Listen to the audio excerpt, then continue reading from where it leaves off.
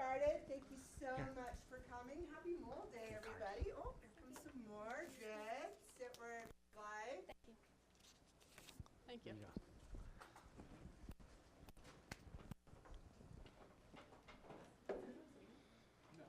Yeah, there's some more chairs over here. Up here in front. You know that's what happens when you come in late. It's the best seat I have. I mean, the worst seat, actually. No, it's the best. The back is best.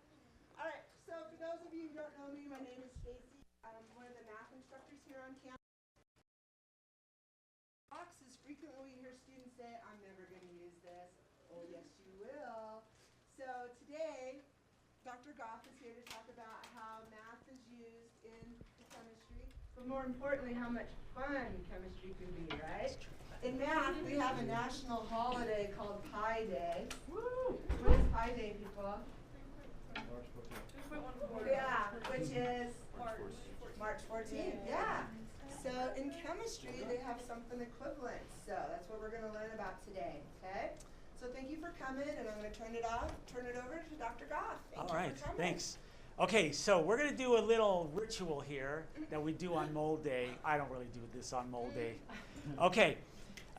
We're all going to get up, and we're going to pledge allegiance to the mole. Okay. All right. So, there's no flag or anything like that, but we're gonna aim toward the earth because that's the biggest thing that we're used to. So if everyone just kind of stands up and looks down, okay, and just repeat after me. I pledge allegiance to the mole. I pledge allegiance to the mole. To the International Union of Pure and Applied Chemistry. And to the atomic mass for which it stands. One number, most divisible, with atoms and molecules for all. All right, thank you for humoring me. I'm glad to see so many of you here. I wonder why so many of you happen to come to this talk. I might see some of you later at 1 o'clock for some odd reason. So, Mold Day 1023, you'll see in a minute if you don't already know why October 23rd is designated Mold Day. All right, so let's talk about what the mole is. There's a definition. This is definitely a very nerdy definition. It's came about in 1971. It's the amount of substance containing the same number of particles as there are atoms in, well, 12 grams of carbon-12, and the symbol is MOL because we were so lazy we just left the E off of mole, right? And not just chemists but scientists, we like to have definitions. It tends to make life a little bit easier, or at the very least it just kind of keeps out the riffraff, right? But really a better definition of this, or maybe a more approachable definition, or one that just chemists just decide this seems to make, maybe not the most sense, but for right now it makes a lot of sense to us, is something that actually came out 5 years ago, and that is the SI unit of amount of substance, and SI stands for Système International. That's French, by the way. And 1 mole contains exactly this number of elementary entities, and you can see by that exponent, 10 to the 23rd, that's where Mole Day gets the name from. But I want to put this into perspective before we jump in. That's a pretty big number, right? Would you mathematicians agree with me on that? Would you say that's kind of a big number? Yeah, thank you. Okay, let's put this into a little bit of perspective here. Okay, so if you had 1 mole of basketballs, that would take up about the same volume as Earth. So that's pretty big, right? 1 mole of grains of sand would have about the same mass as Mount Everest. That's pretty heavy, I think, okay? How many of you who wants to guess how many stars there are in the Milky Way, estimated? Because I don't think we really counted them all. Does anyone want to take a shot? 13 trillion. 13 trillion, okay. Anybody else, yeah? 20 trillion? Anyone else? 50 trillion. 50 trillion. So a trillion's like 10 to the 12th, I think. Is that right? 10 to the 12th? Okay. It's 100 to 400 billion. So 10 to the 11th. That's what a lot of astronomers think. So when you think of stars, right, and you think of that number, like wow, how different is that from 10 to the 23rd? So just to put that into perspective. So there's kind of a lot of stuff in a mole, all right?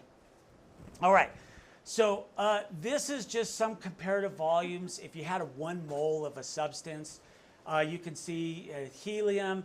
Helium's a little bit different. It's a gas, so we've got to take into account things like temperature and pressure. But you've got water, and this is just maybe about 7 milliliters of water. Here you've got sugar cubes. There's some salt, copper. There's just a wadded up aluminum ball. So just to give you a perspective, okay, so we've got about 100 to 400 billion stars. Okay, that's not even half of a mole, but yet you've got a mole of each one of these things in this little tiny space. So what does that tell you about the size of an atom or size of a molecule? They're kind of small, right? And by kind of, I mean like really, really, really, really, really small. So that just tells you why we use mole as kind of a scalable unit. Okay, so the mole sometimes is tied to something called Avogadro's number, or this number is what's kind of defined as Avogadro's number. The value we tend to use is 6.022 times 10 to the 23rd, whatever. Okay? It could be atoms, could be molecules, could be photons, it could be avocados, right? And so this is my what do they call these squishmallows? My daughter gave this to me, and I don't know if it was serendipity or not, but I named him Amadeo after this good-looking dude here. This is Amadeo Avogadro. So he actually didn't come up with Avogadro's number.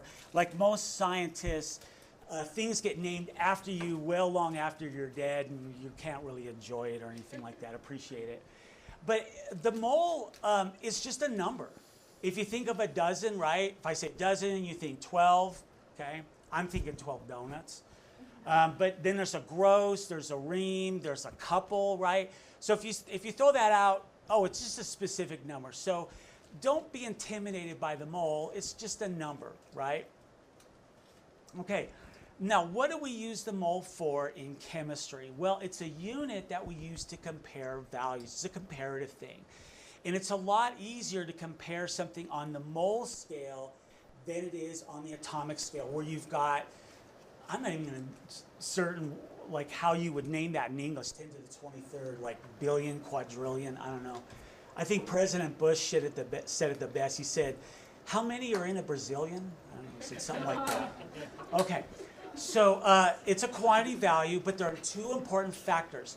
There's a value to it, so that number, and then there's a unit to it, and that would be inverse moles, okay? So it's particles per mole or something per mole. So you might have this question like, why is this number that number? Like, why didn't someone just say, hey, you know, we're on base 10, why not just say 10 something something? You know, why this number? Where did this come from? Why is it so big? And how did we actually figure this out?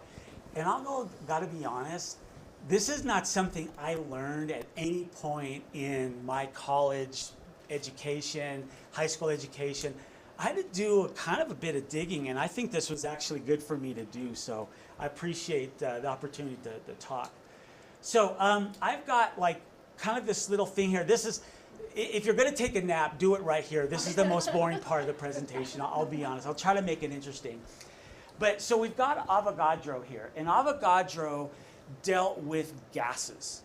What he determined was that, hey, if you've got volumes of gases and they're all at the same temperature, they're all at the same pressure, because even back then in the 1800s, they knew there was a connection between temperature and volume and pressure and particles of gas. They knew all these things were related, they just didn't know exactly how. But Avogadro was the first person that articulated that if you have gases at the same temperature, pressure, is this okay? Can you guys see that in the back? Okay. They take up the same volume, and they're going to have the same number of particles. Or he called them entities, but the same number of particles. which kind of begs the question, well, how big is an atom or how big is a molecule? Okay. So back at this time, we really didn't have a great idea about how big these things were. We knew they were minuscule, and that's not even really a good description of how small these are. Well, then we had another scientist. His name was Johann I can never get this guy's name right. We'll just call him Johann.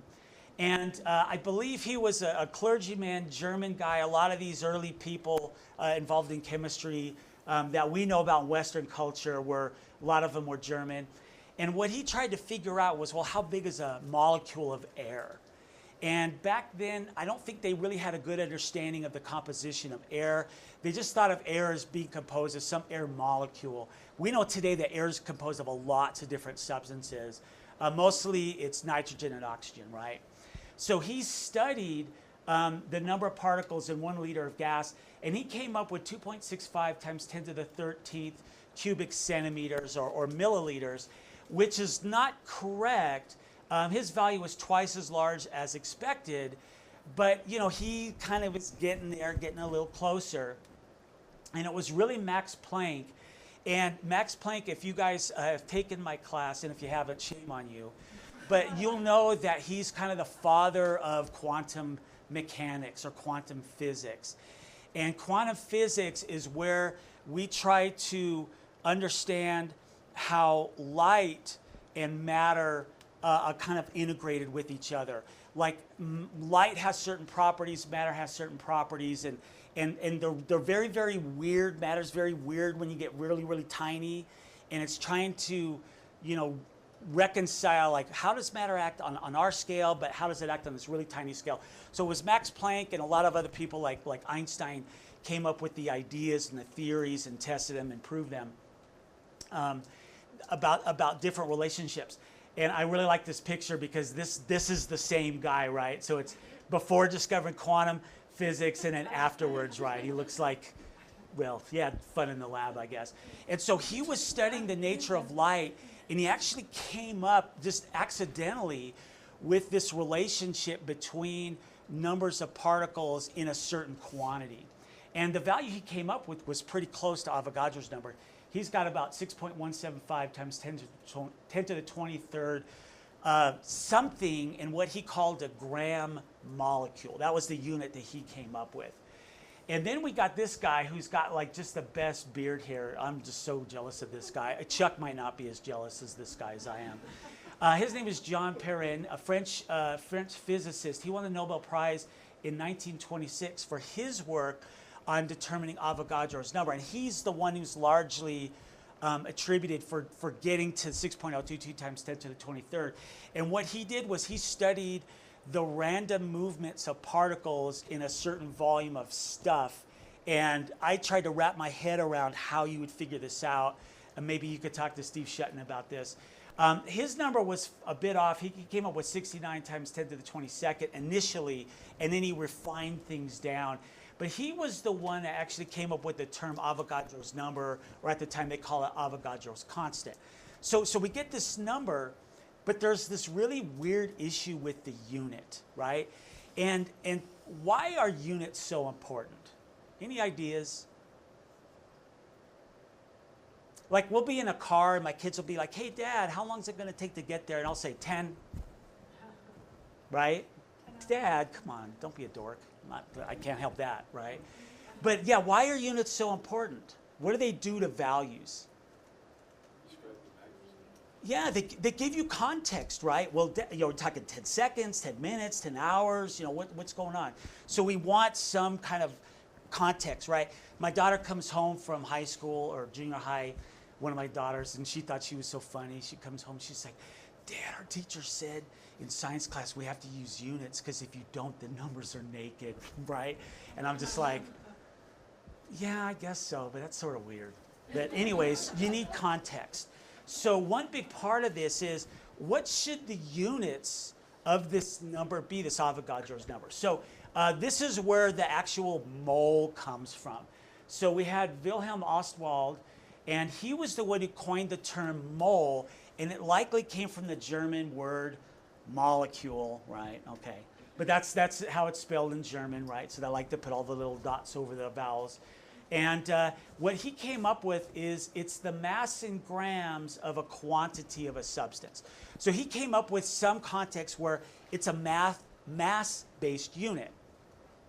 Well, then we got to Planck, and I guess Planck kind of tamed his hair a little bit, probably lost it on that lab accident. And he said, well, we're just going to call it a gram molecule, not gram per molecule, just gram molecule. Okay. And then we got back to Jean Perrin, and he really said, hey, we ought to call this an inverse mole. Okay, so 1 over mole, something over mole. And then we got this fellow, Guggenheim, not the guy who donated all that money to that really fancy museum in New York. He said, hey, you know what, we really need to keep the units separate from things like mass, things and volume and density, because people started getting these confused. And I kind of like what he said. I brought this article with me, and I wanted to highlight this.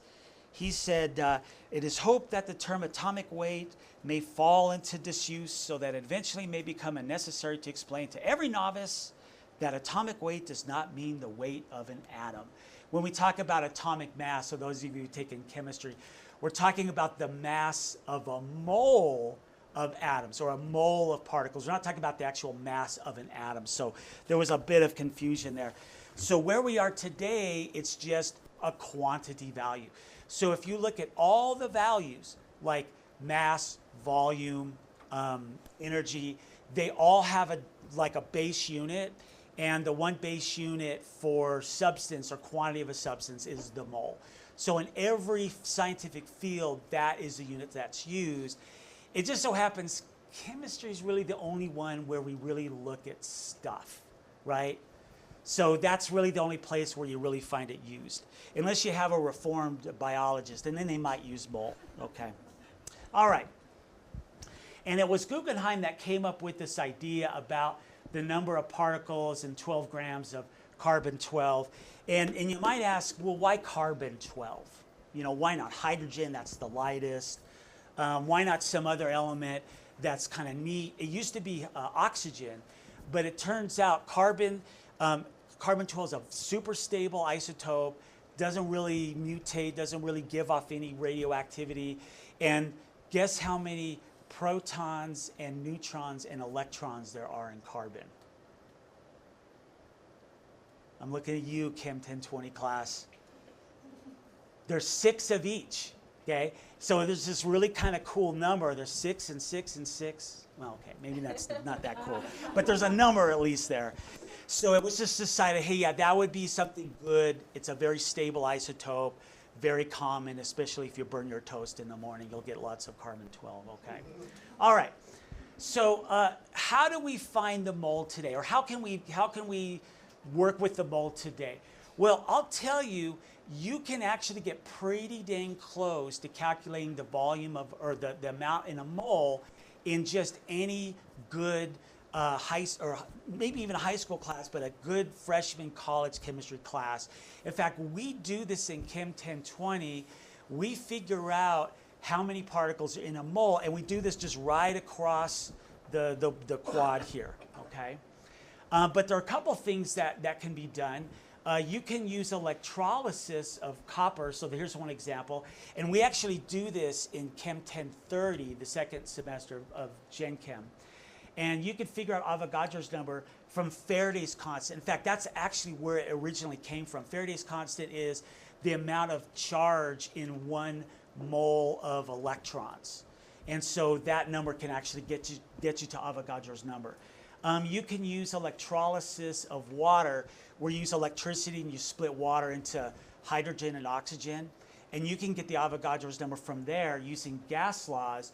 But the one we do in Gen Chem 1 is this experiment. We do an oil drop experiment where we literally have a plate of a powder that doesn't want to mix with water. You've got water, you put some powder over it, and you put a very tiny but very specific amount of oil on it, and the oil pushes the powder away. And if you do it just right and, you know, cross your fingers, you get a nice circle, and based off of that circle, you can get an area and the volume of the material you can put in, and with the volume of the molecule, you can get Avogadro's number.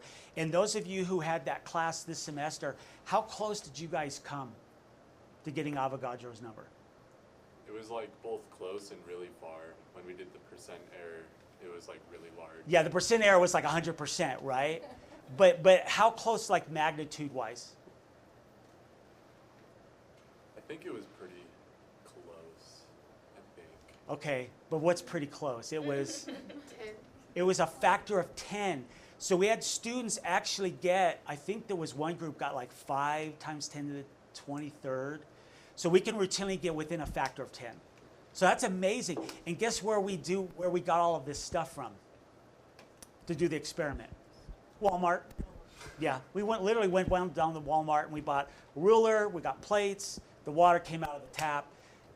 We just Walmart stuff, so, you know. Okay, so let's get to some interesting stuff.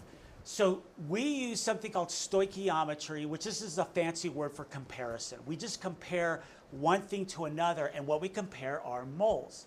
We use moles to figure out ratios and quantities in chemical compounds and reactions. Okay, so who knows what this reaction is up here? Biologists, you definitely should know this one. In fact, biologists call this a little bit differently than chemists. Yes, biologists, bless your heart, you call it cellular respiration, right? Guess what chemists call it? Combustion, right? Yeah, America, all right. So we've got glucose, you have some oxygen, you produce carbon dioxide and water, but there's an issue with this. The way I've written this out isn't right. Can anyone spot what the mistake is? If you look at the carbon, that kind of tips you off. It's not balanced. It's not balanced. Things work in a specific ratio, so really we need 6 oxygen, 6 carbon dioxides, and 6 waters involved. And these units that we use are in terms of moles. So it's not just one molecule of this or one atom of that, we're talking about moles. So 1 mole of this reacts with 6 moles and produces 6 moles of that and 6 moles of that. So things work on a very, very specific ratio. Okay? So just to give you a quick problem, if you have a calculator, you're welcome to follow along. We can ask the question, how many moles of CO2 are produced when 0.5 moles of glucose, so that's a formula for glucose, react in cellular respiration, okay? And literally, it's just a conversion problem. We use the ratio between glucose and carbon dioxide, so it's a ratio of 6 to 1, and we're going to produce 3 moles of carbon dioxide for every mole of glucose. Okay? So literally, we can figure out how much energy we can get out if you have the equation for, let's say, generating ATP, which is the important molecule that our bodies use for fuel, right, in our cells. That's right, Bill? Yes, okay. All right. But we can also use the ratio in a formula because these are also in terms of moles. So we can also say, hey, how many moles of hydrogen are there in half of a mole of glucose? And within a formula, that's a ratio as well in terms of moles. And we see that we have 12 moles of hydrogen for every mole of glucose. So we can do that conversion, and we come up with 6 moles of hydrogen if we have half of a mole of glucose. So for the chemist, moles are everything.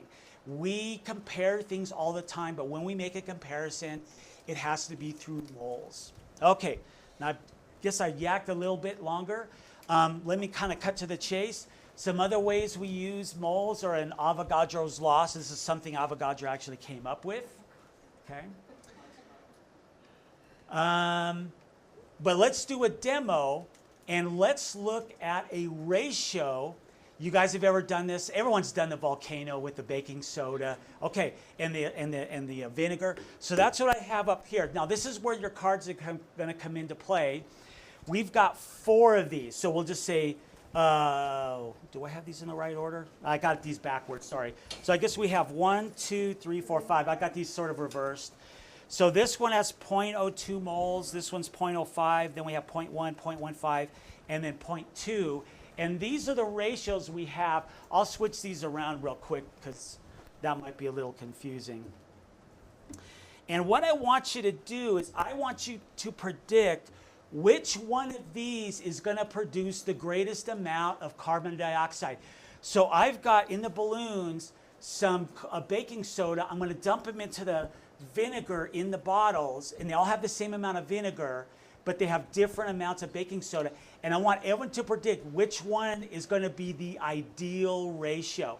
So you can just number it 1, 2, 3, 4, 5. And then what I want you to do is I want you to write that down, because this is going to be important. We're going to have a little prize in a minute, okay? All right. So 1, 2, 3, 4, 5. Everyone got that number down? Okay. So what I'm going to do is does anyone want to help me out? Okay, come on up, Kyra. Okay. What I want you to do is I just want you to pick the balloon up, and then there's powder in here, and just carefully try not to rip this off. I had a couple accidents earlier. And then see if you can get the powder just to dump in there. And once it dumps, then you can just move on to the next one. All right. Yeah. Yeah, there you go. Okay. That'll go. And so what's forming is a reaction between baking soda, which is sodium bicarb, yay Trona, right? We're all on Team Trona because that's what drives our economy. Okay. And vinegar, boo, vinegar stinks. I hate vinegar. Okay. And it's making CO2. Yeah, sorry, these two ripped when I got in, so hopefully they're not going to give us a problem here. Okay. Oh yeah, there's still some in there, right there. You see that? Can you flick that down in there? Yeah, there you go. Yeah, these two balloons ripped, and I had to be really careful. Okay. All right. Now, I didn't bring anything to measure, so we're going to kind of eyeball this. I know that's the best scientific way, right? But which of these would you say is definitely the probably not the most ideal ratio? Yeah, number 1. Okay, yeah, you could just tell by the amount of gas, it's not as much. Which one would you say produced the ideal ratio? It's kind of hard to tell, but it's one of these 3. Anybody want to venture a guess? 3. Okay, you say 3. Okay, anyone want to shoot for 4? Anybody want to shoot for 5? Okay, if you can come up at the end and look, you'll notice that after a while at the bottom of this container, there won't be any sodium bicarb left. It'll be all dissolved, okay? But in these two, there will be sodium bicarb left, which means we have extra sodium bicarb. All the sodium bicarb's done out of this, but you can see by the quantity it's not as much as this one. So if you pick number 3, awesome. If you pick number 3, awesome, okay? And I need you to, if you pick number 3, bring your cards up real quick. Give them to Stacy, just real quick. Okay. And if you pick number 4, number 5, good guess. Are their names supposed to be on these? Well, Why am I always hard yeah, to that's okay. That's important. Okay. Sorry. Just write your name on a card. Sorry. You could tell I planned this out really well. Yeah, that's what we said too. Draw a name and then that gift card. Yeah, I'll take Okay. And you have 3 with your name. And if you look at the reaction equation, you can see, so this is acetic acid, this is sodium bicarb. If you could see, it's a 1-to-1 ratio, which means that's the optimal ratio. If you have everything 1 mole to 1 mole, then everything should react perfectly, and you would have neither of those left over. Okay, so that's the optimal ratio. Okay, who we picking there?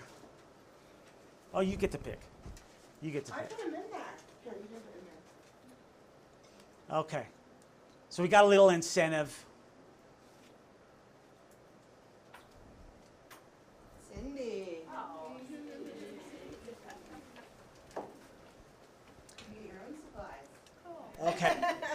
All right. Thank you, Ray. Very good. Okay, now I've got one last thing, and this is totally optional if you want to do this, but have any of you wondered how many moles your name has in it? You've wondered that? Just purely out of curiosity. Wow, I've never wondered that myself. What was that? I said, not purely out of curiosity, out of hearing this, absolutely I want to know how many Okay. moles my name has. All right. So what we're going to do for those of you who are interested is I've got 4 places up here, 1, 2, 3, 4, and I've got 4 markers, and we could do more than 4 people. But what I'm going to have you do is I'm going to have you write your name. But to do this, you're going to take the mass of the pen, and I just bought these this morning, so they should be nice and full. You're going to get the mass of the pen empty. You're going to write your name, but you have to stick within, and I used metric units, 5 centimeters, right, because we don't like inches. And you're going to write your name if you want to write your full name, however, but write your name how you normally would write it, and then get the weight afterwards. And then you can calculate, you can calculate how many moles your name has, and if you're interested, how many particles your name has. And we're going to base this off of propanol, which is the solvent that's in these markers. And so a lot of that is going to be, the difference is going to be due to loss of propanol. So you're going to get the net mass of the marker, divide it by the what's called the molar mass of propanol, and that'll be the moles in your name. And then if you multiply that by Avogadro number, you'll figure out the particles in your name. So I've got 4 markers here. I'm going to go ahead and plug these balances in. That's what I have for you guys today. But do you guys have any questions? I did that great of a job. No way. There's no way I did that great of a job. All right, so as people are putting their names, did everybody sign in? I think I missed a couple people. Yeah, and then someone could start writing names. Okay. We need at least 4 volunteers. Come on. Now, one other thing before you go, I've got a periodic table for everybody, and then I've got a mole magnet for your fridge, and it all explains about the mole. And if we run out, let me know. I've got a bunch.